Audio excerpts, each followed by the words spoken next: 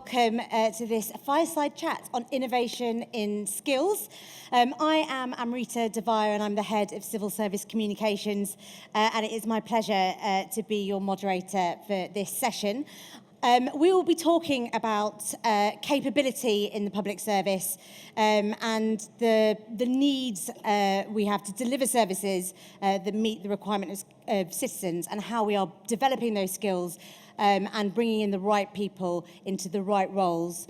We're going to talk about what we're doing well and what works well, and what we could be doing more of and be doing better.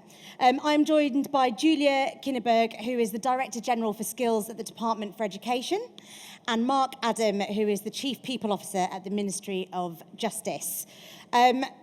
So I'm going to start by asking Julia to give us a little bit of an overview of the skills space and how we're building an effective pipeline of skilled talent.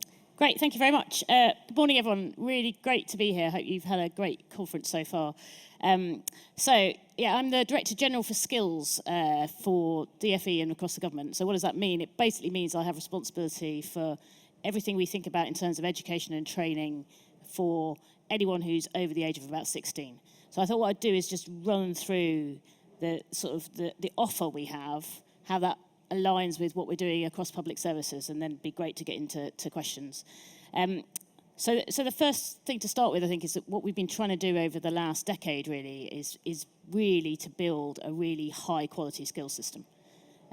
And that's technical skills as well as vocational skills, and just making sure that across the economy we've got the skills that we need for the future.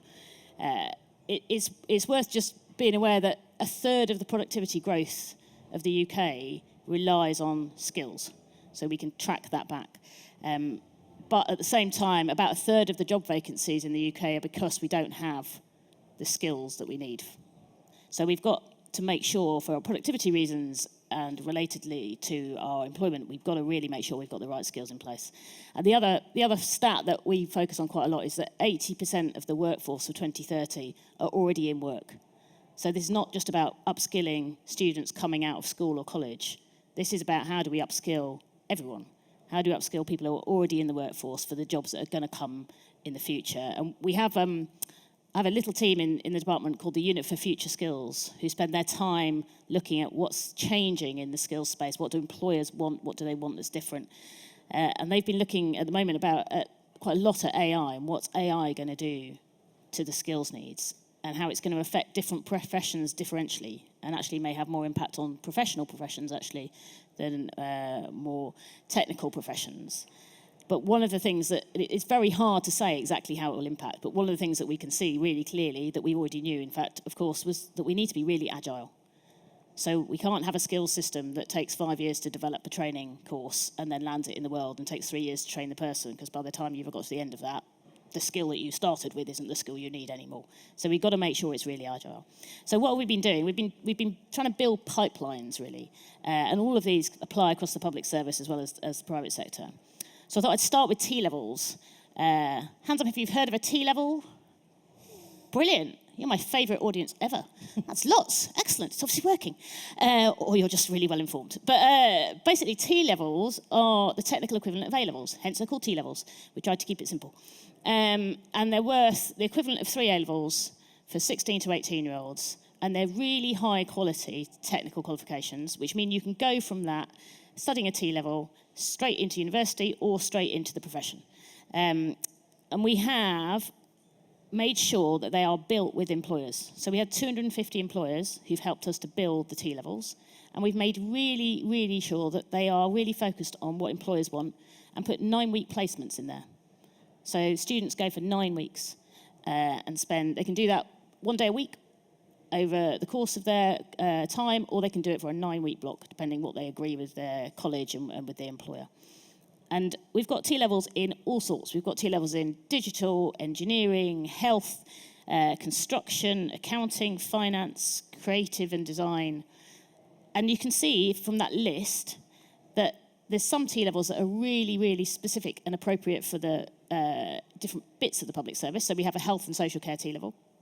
And in 2022, we had 2,000 students who graduated from that. And they went on basically into the health professions So we have people who went into mental health nursing, into paramedic science, into midwifery, at all levels from level 4, 5, and 6, and 6 is degree level. 4 and 5 are above the T level, basically. And so what we also though have T levels where they're appropriate for all of the public service. So digital, that's something that we all need across the public service. So in DfE at the moment, we have 100 students who are T-level placement students who are studying their digital business and admin T-levels. I'd encourage you all to think, if you don't have a T-level student in your organisation, have a think about why not, because these are the employees of the future. They're coming, they're super keen. They're also free labour, so they come and they work for you for free, but they can do brilliant things, and it's also a 9-week job interview. So if at the end of it you think they're great, then you can hopefully recruit them onto one of your schemes, be it an apprenticeship or direct entrance. So that's one way in which we're trying to really make sure we've got the technical skills from the start. And I've just mentioned apprenticeships. Apprenticeships are, we've done a lot of work. Apprenticeships have been around for hundreds and hundreds of years. But we've done a lot of work in the last 10 years to really make sure we've got really high standard apprenticeships and to make sure that they are really what employers want. So again, we built them with employers. We've now got around 6 million apprenticeship starts since 2010. And we've got apprenticeships in what we call each apprenticeship has a standard. We've got 690 of those standards, and they cover 70% of the occupations in the UK, which got a huge coverage. So if there's something that you need in your organisation, you're pretty much guaranteed that there'll be an apprenticeship in it. And the apprenticeship basically means that, as opposed to the T-level where they're largely in college, but they have this 9-week block, for an apprentice, they're largely in work, and then they have generally 1 day a week when they go to college. And that really makes sure what they're learning in these workplace and what they're learning in college is absolutely aligned. And we often think apprentices are for young people as well, but they're not. They're across the board.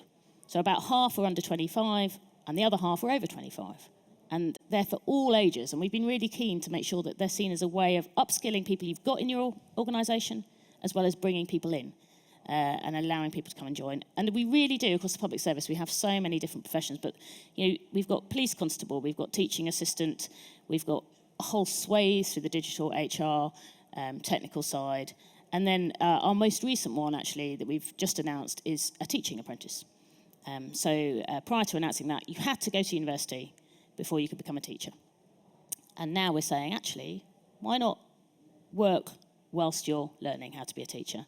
And that makes a massive difference for people who may have been in schools or colleges as teaching assistants or in other roles, but can't just take 3 years out and go to university. But they really want to become teachers. So now they can train while they're on the job. So again, if you're thinking about how to bring people in or how to upskill your workforce, think about apprentices. In the civil service, we're really committed to, and we have a target of 5% of the workforce being apprentices. At DfE, we have to be whiter than white on this one, so we're at 6%, thankfully. But we work really hard to make sure that's high. And then one of the other things that I just wanted to touch on was one of the innovations that actually came out of COVID. So we invented something called skills boot camps. Anyone who's heard of a skills boot camp? Slightly fewer, but still lots of you, thank you. So basically they're 12 to 16 week training courses for people to get the basics in a profession. At the end of it, they get a guaranteed interview, or if it's being run by an employer, they go back into their employer. We started it actually in COVID with HGV drivers, because we had a national shortage of HGV drivers, and we ran these boot camps, and it really worked. And now our biggest are in digital, and the most recent one we've just launched is in childcare. And they've been hugely successful. So they're 3 times oversubscribed. We had 40,000 people go through boot camps to date, and we're aiming to go to 64,000 in 24-25.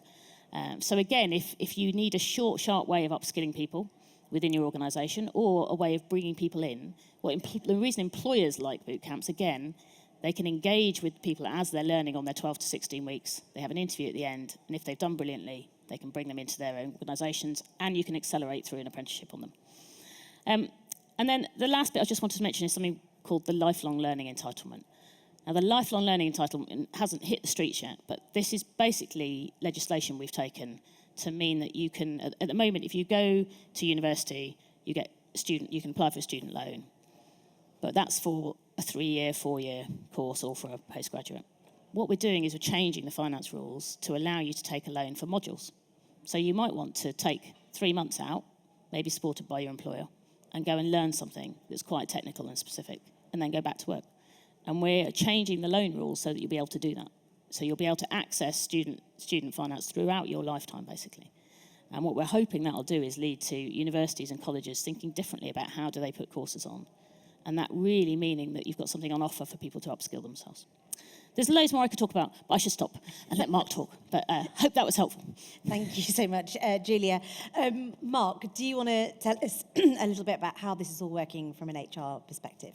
Sure, very happy to, and it's great to be here as well. So good morning. I'm hopefully going to seamlessly sort of build on what Julia's been talking about, particularly picking up on that kind of lifelong learning and culture. But a couple of things to set a bit of scene. I'm Chief People Officer for the MOJ. That's 94,000 people that worry about prisons, courts, probation, and a number of other things right the way through. And skills mean a raft of different things for us in an organisation that is grappling with, have we got enough dog handlers that can be deployed around certain high security places? Have we got enough ushers in courts? Have we got that kind of capability? Coupled with some of our kind of bigger corporate challenges around, have we got people that can do some of the systems thinking to develop policy or AI capability or ability to digitalise parts of our court system? And the challenge has been for us is how do we mash those two worlds together in terms of our understanding that skills, when we're thinking about jobs, thinking about workforce planning, mean very different things in terms of how do we work. And I've attended quite a lot of conferences, probably over the last 2 or 3 years, that have talked about innovation, whether they've been workshops, roundtables, keynotes, all the various other things. And there's always been this big rally cry that has said the demand for skills and the ability to adapt in emerging technologies is going to be the biggest challenge and biggest pressure that we will face. And interestingly, when I put into ChatGPT, what should I start a conversation on that's exactly the line it came out with in terms of starting this. And I think we're all grappling with the kind of skills are changing, whether or not that's AI, cybersecurity, greater development around our ability to kind of do digital marketing or whatever it happens to be as we work through. But how do we marry that together in terms of that emerging skills capability with the fact that actually we're still trying to run our organisations in terms of, for someone like the MOJ, very values-driven, thinking about actually clarity of purpose, attracting people that are focused on our purpose, then working out how their skills fit together, the value of humanity, the values of kind of togetherness, they're the sort of things that bind us together and allow us to think about where we need to be agile and adaptive. And it works for us in that respect of turning around and saying, actually, when during COVID we needed to set up Nightingale courts, when we needed to kind of think about how we took all the recruitment online, how we kind of wanted to think about how people worked around prisons differently, we were starting to build on our values and said, that's where we need to kind of be able to have that sense of purpose, that agility to kind of move through, but starting to think, do you know what? The thinking and the skills-based capability is changing and needs to be different. And a line that I particularly like for those that are kind of Liam Neeson fans and have seen the film Taken and the kind of phone call, I have a very particular set of skills that I have developed over a long period of time in terms of that. The very in there really hits me in terms of that ability for us to codify what we need and what we want. And so that's probably my sort of first takeaway that we're grappling with.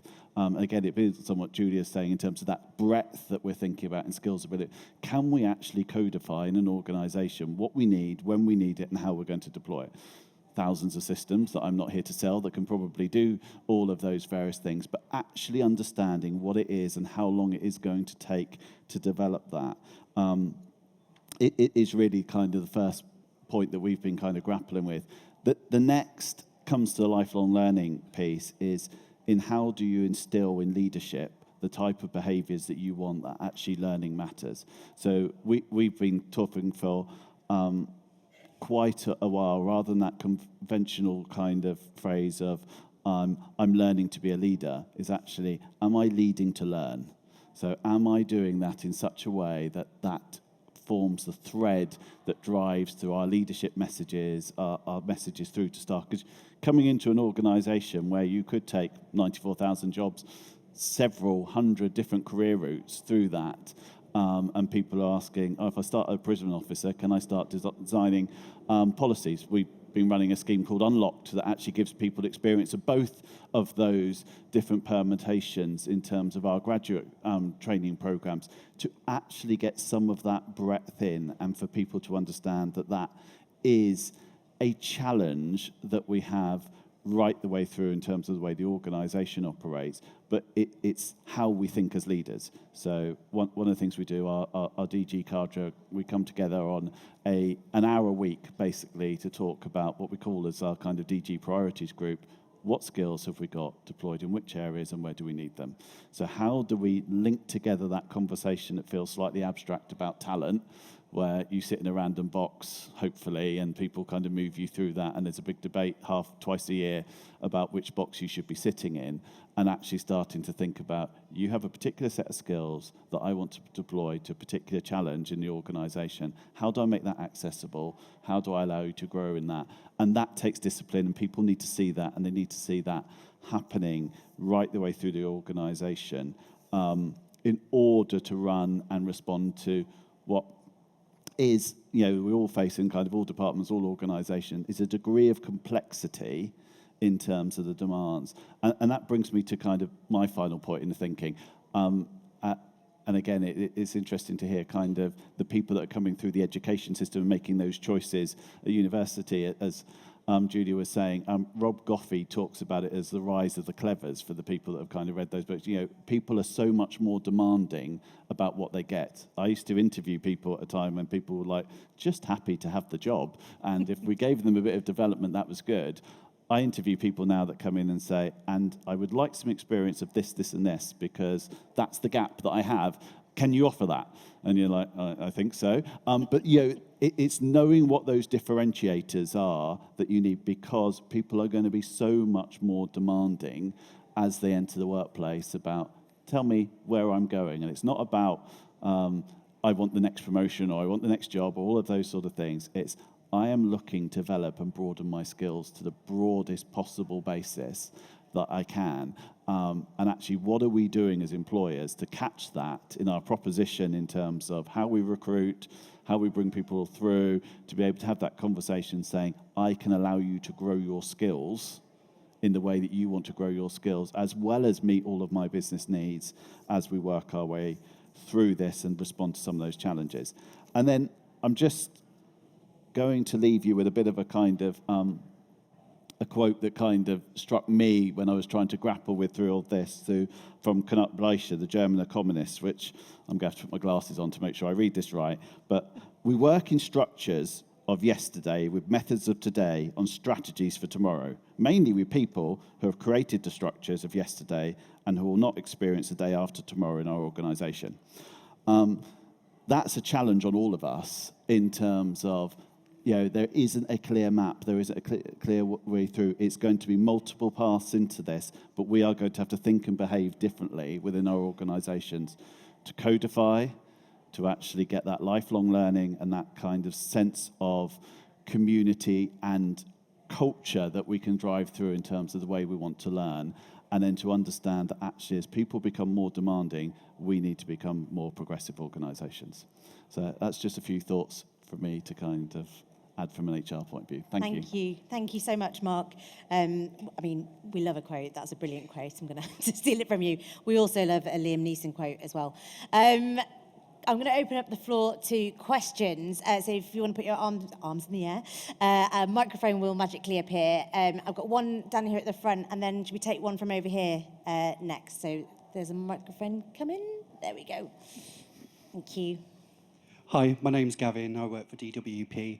My question is in terms of recruitment. I've come across a lot of people that have the right capability and skills to get promotions and go into higher jobs, but may struggle with social interaction due to autism or other health conditions, or may just not be great at interviews.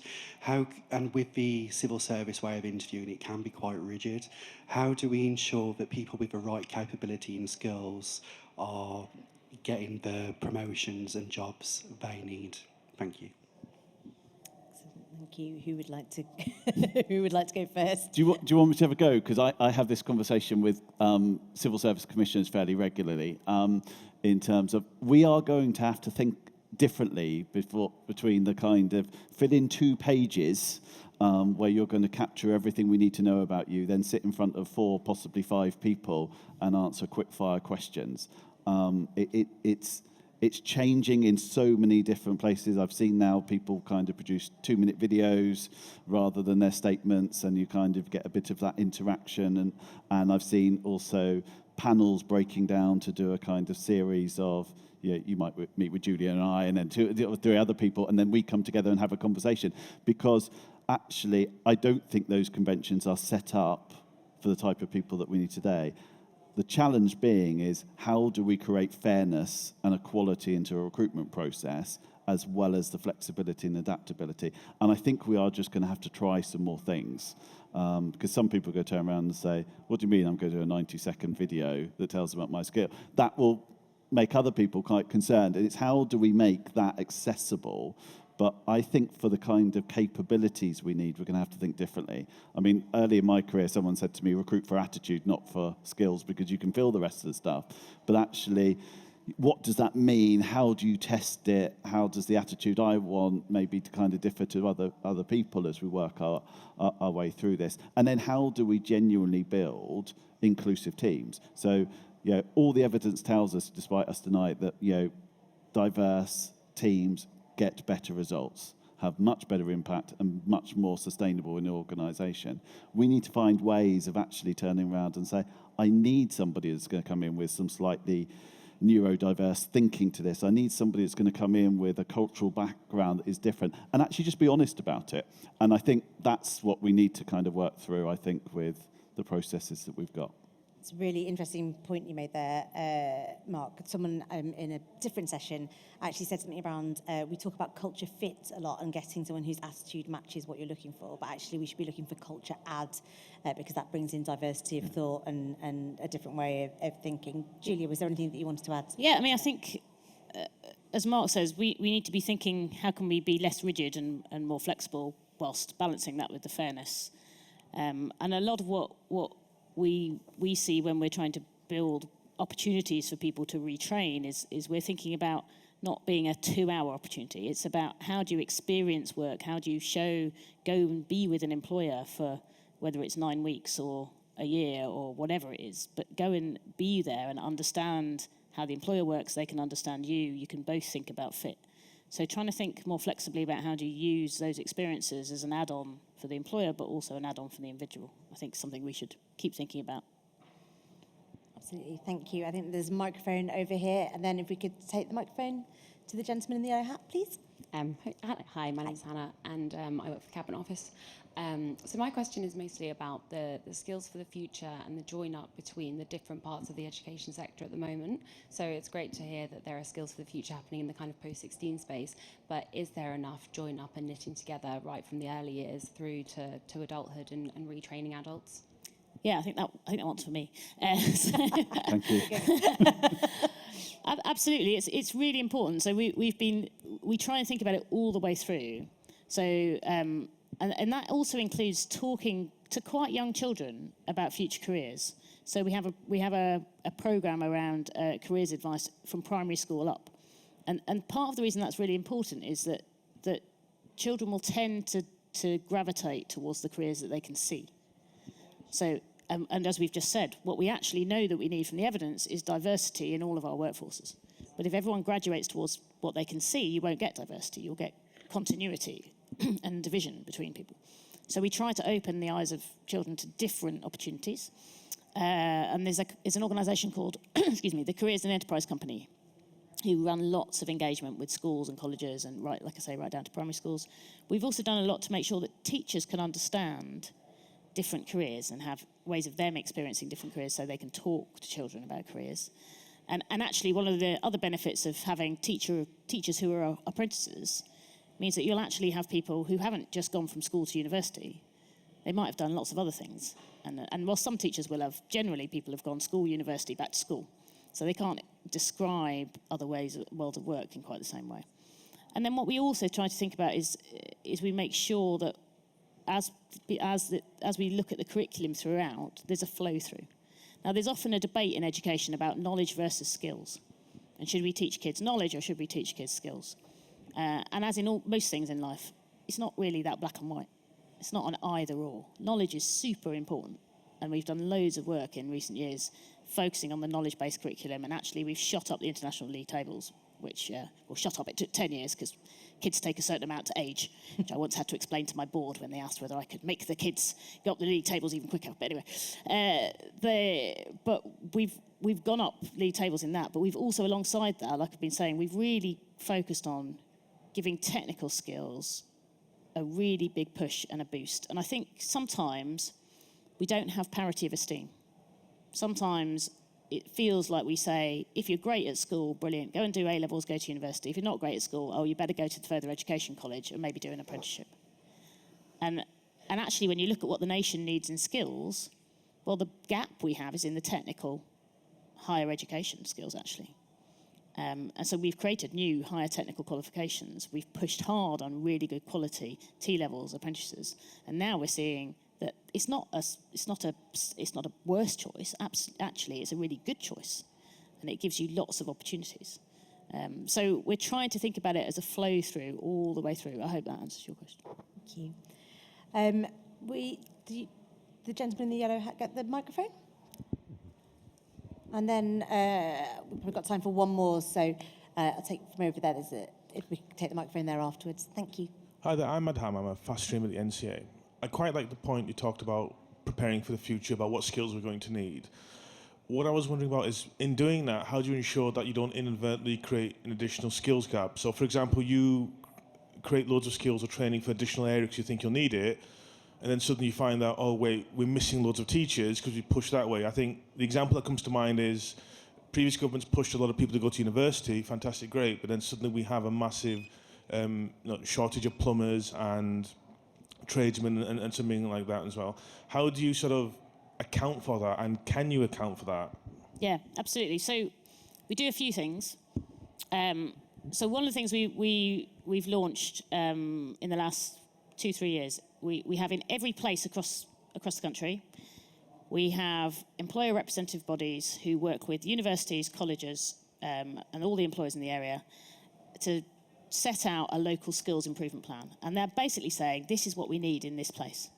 And so they think collectively about what do we need. And that goes back to some of what Mark was saying about you need to be able to codify, you need to be able to talk to each other about what skills you need, not just what jobs you've got. But in that, you'll often, so there's 38 what we call LSIPs, local skills improvement plans, out there. You can go and Google and find your one for wherever you live.